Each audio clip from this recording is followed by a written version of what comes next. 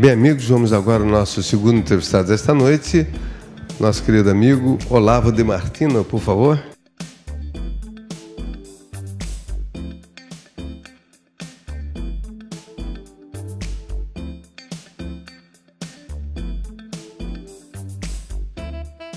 Bem, amigos, conforme anunciei para vocês, nosso querido amigo Olavo de Martino Almeida, psicólogo e sexólogo, que vai cumprimentar os telespectadores do programa Excesso Verdade. Boa noite, Olavo. Boa noite, obrigado pelo convite. Boa noite a todos aqui presentes e todos os telespectadores que estão assistindo esse programa. Legal, Olavo.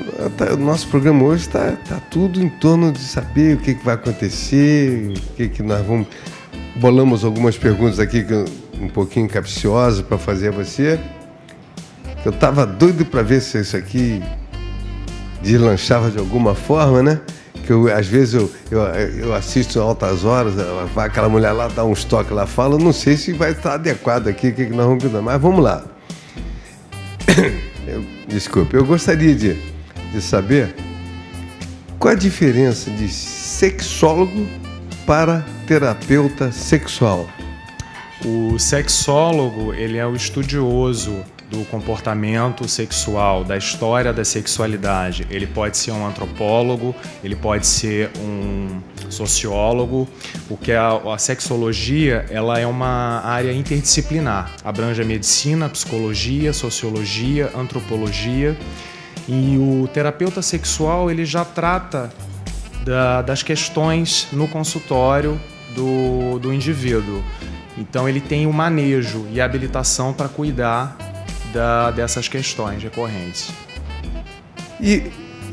Perfeito. Então, o que é terapia sexual? A terapia sexual, ela é focal, breve, ela tem um tempo pré-determinado, de acordo com a demanda daquele sujeito ou daquele casal, sendo que esse tempo ele pode ser prorrogado caso se for necessário. A terapia sexual ela é baseada em técnicas cognitivas comportamentais e pode estar associada a uma outra linha psicoterapêutica também. Me diga uma coisa, e qual é a importância e função da terapia sexual? A função da terapia sexual é de fazer com que o sujeito se conheça e que com isso possibilite o conhecimento do outro. Porque a pessoa que não se conhece, ela não tem a capacidade de conhecer ao outro e de compreender ao outro. Então ela dá essa possibilidade. Ela facilita também o diálogo e a interação entre o sujeito e o parceiro, o casal também. Então a terapia sexual ela faz com que o sujeito resgate a si diante o seu relacionamento. Perfeito, então você tem que estar ligado aí, se vai fazer um sexo, tem que estar com a cabeça ligada, né? A coisa vem exatamente nesse sentido. E quais são os problemas mais frequentes que aparecem para você? Olha, tem... Os mais comuns assim é a inibição do indivíduo perante o parceiro, em termos de diálogo, em termos de expressar o desejo, né, do que quer fazer. Também há uma discrepância de desejo, uma hora um quer, o outro não está disponível, agora eu não posso, agora eu tenho que ir no salão fazer meu cabelo, agora eu tenho que ir naquela partida de futebol, aí mais tarde depois aquele quer, mas a outra não quer. Então isso é um grande problema. A inadequação do desejo sexual, a pessoa se sente inadequada perante aquele estímulo sexual, ela acha que aquilo é muito ousado, ela acha que aquilo é muito feijão com arroz, então a pessoa também cria essa dificuldade. E o diálogo é um problema que causa muito desentendimento entre os casais hoje em dia. As pessoas elas se conhecem, elas se relacionam, contudo, elas não de fato conhecem a si mesmos e de fato conhecem o parceiro.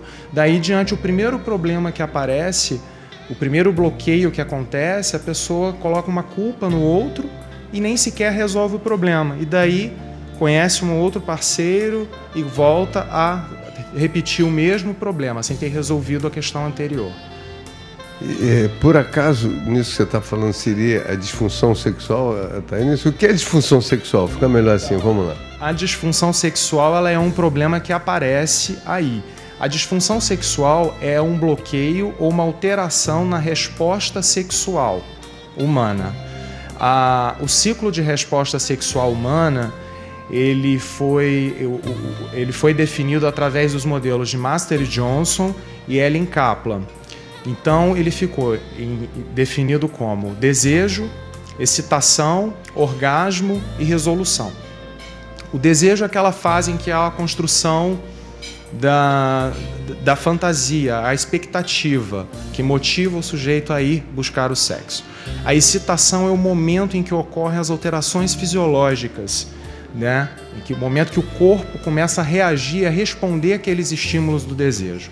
O orgasmo é o momento do ápice do prazer, é o auge, é o foco do prazer. É o momento em que tem uma alteração significativa cardiorrespiratória. E a resolução é o relaxamento e a regressão de todas as fases do ciclo de resposta sexual a um ponto anterior. Então a disfunção sexual ela ocorre quando há um bloqueio nessa resposta sexual no ciclo. Daí das disfunções pode ser a ejaculação precoce, a dificuldade de ereção, a anorgasmia, a pessoa que não tem orgasmo, também a pessoa que sente dor no sexo, aversão ao sexo, falta de desejo, e tem também a questão das parafilias, das pessoas que buscam o prazer extremo e não se preocupam com o outro. Então daí tem uma série de coisas que podem tem uma série assim, sabe uma que eu sei? Falta de dinheiro, dá uma disfunção que a gente está ligadão, meu irmão. Aí até estou precisando pagar aquela conta ali, aí coitado da disfunção. Bom, brincadeira, meu irmão. Mas agora, quais são os mitos e conceitos distorcidos mais frequentes que você tenha a ciência? Então, os mitos assim mais frequentes, né, que causam essas disfunções sexuais, eu acho importante falar o que causa, né, a disfunção sexual. A disfunção sexual ela é causada por esses mitos, né? As pessoas elas têm crenças, elas criam conceitos sem sequer investigá-los e saber se aquilo é verdade, de fato, se aquilo causa. E também ela pode ser causada, a disfunção também pode ser causada por fatores orgânicos, como diabetes, também pelo consumo de álcool em excesso, consumo indiscriminado de drogas, a questão dos anabolizantes também, que está sendo muito frequente atualmente, que causa impotência masculina, enfim. Então tem essa questão e também os bloqueios psicológicos desses mitos, né? Enfim, os mitos são geralmente normativos, né? Há uma definição do que o homem pode fazer e do que a mulher pode fazer, e também do que um não pode fazer e o que o outro não pode fazer. E tem uns que são até criativos e engraçados. Existem mitos religiosos também, da mulher que não pode cortar o cabelo. Existe até religião que proíbe a mulher de lavar o cabelo determinados dias da semana, porque diz que perde a pureza feminina. A mulher não pode usar não pode usar calça, ela tem que usar saia abaixo do joelho, também, isso é um outro mito. E a falta de informação também, né? Há muita falta de informação. As pessoas não buscam informação sobre sexo, sobre o exercício da sexualidade. Elas buscam justamente com pessoas que não entendem muito bem do assunto, né? Então isso é muito problemático.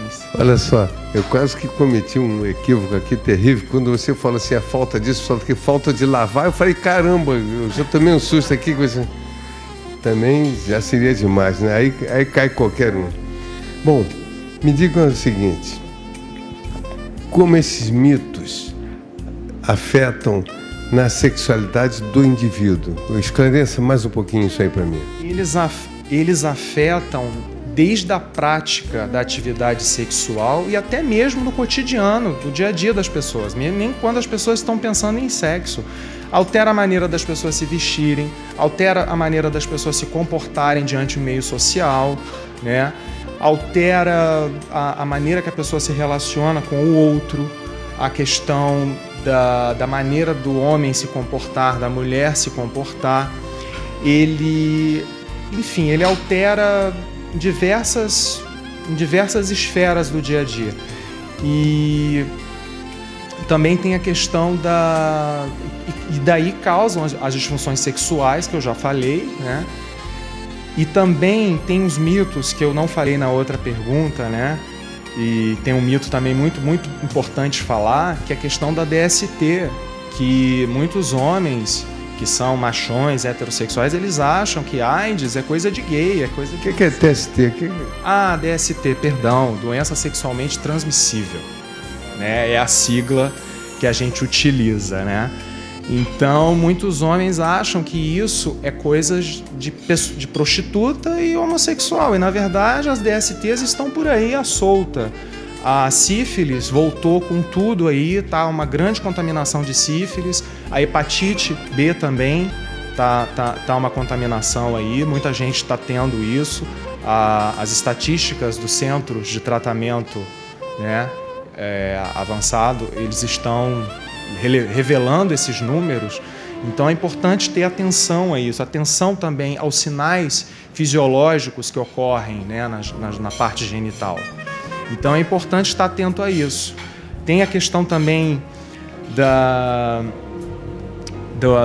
que é muito dito para os meninos, né, que a mão vai cair se ele masturbar demais, ou que vai ter pelo na mão. Na verdade, o adolescente, quando a criança está passando para a adolescência, ela está se descobrindo sexualmente, ela está descobrindo as suas possibilidades do seu corpo, e que não necessariamente estão fazendo com que eles estejam desejando o ato sexual. Então é importante os pais estarem atentos a essas manifestações e não reprimir, não ficar coagindo a pessoa, a criança nesse caso. Então esses mitos também afetam na questão da educação sexual dos pais para os filhos, né? Que se eles passam essas ideias distorcidas que eles têm de si, eles vão acabar causando problemas maiores nos seus filhos e netos até. Então é importante o conhecimento dessas questões sexuais com um profissional, com o sexólogo, com o terapeuta sexual, psicólogo, enfim. Me diz uma coisa, a pessoa que fuma muito, assim, que eu conheço um moço aí chamado Ronaldo que fuma, que não diz, prejudica, o cigarro pode prejudicar? Pode acontecer essa disfunção sexual através do cigarro? Pode. E ainda vou falar mais uma coisa interessante.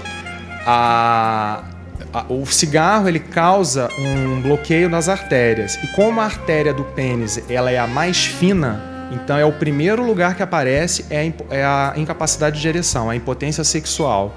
Em seguida é essa artéria que leva o sangue ao coração, que agora eu esqueci o nome, eu não sou médico, que é um pouco mais grossa, e depois a que leva até o cérebro, então que causa o derrame. Então o primeiro sinal é a impotência, o segundo sinal pode ser um infarto, o terceiro sinal, o derrame. E também na mulher acontece isso ou só no homem? A mulher ela é mais sensível ao tabagismo, só que a mulher ela possui um outro tipo de reação. A mulher ela já apresenta problema de pressão arterial, no caso, que é o primeiro sinal. Em seguida pode vir a ter um infarto e depois também um AVC, que é o derrame. Perfeito, fiquem vocês atentos, vocês mulheres, que o negócio não é só come não, é todo mundo, hein? Todo mundo atento ao cigarro. Bom, diz pra gente o seguinte, qual é o perfil das pessoas que te procuram no seu consultório? Olha, as pessoas que me procuram são as pessoas mais comuns do dia a dia que você costuma ver. São as pessoas assim que você olha e você nem diz que tem problemas, porque a sexualidade é uma coisa comum em todos. Então aquelas pessoas que se enquadram dentro de estereótipos, né, sociais, normativos, né, são as pessoas que estão mais resolvidas com a sua sexualidade, que pouco me procuram, e quando me procuram são para resolver outras questões do seu cotidiano. Então, assim, essas dificuldades com relação à personalidade, à sexualidade, ela pode acontecer com qualquer um. Qualquer pessoa está sujeita a passar por isso. E é importante o reconhecimento dessas dificuldades e a procura de um profissional para poder tratar dessas questões antes que possa virar um problema irreversível ou grave. Me diga uma coisa, o que esperar da terapia sexual? O terapeuta sexual, ele primeiramente está pronto para acolher a demanda do sujeito e do casal. Ele não está ali para sentenciar, para julgar ou para reprimir. Ele está sempre disposto a acolher e, em seguida, dar um acompanhamento e até que a pessoa ou o casal chegue à resolução do problema. Então, a função da terapia sexual é justamente resgatar o sujeito a si para que ele possa ter uma melhor qualidade de vida e proporcionar também isso ao outro. Bom, eu quero passar às suas mãos o nosso diploma da amizade, né? Pelo seu apoio e incentivo aqui ao Clube dos Advogados de Niterói. Se é só nosso diretor dar um close aqui, ó. E suas considerações finais, prometendo brevemente você voltar aqui nos prestigiando e trazendo mais novidades sobre esse tema que é tão palpitante, que é a terapia sexual. Eu quero agradecer a presença dos convidados aqui, a audiência de vocês, telespectadores.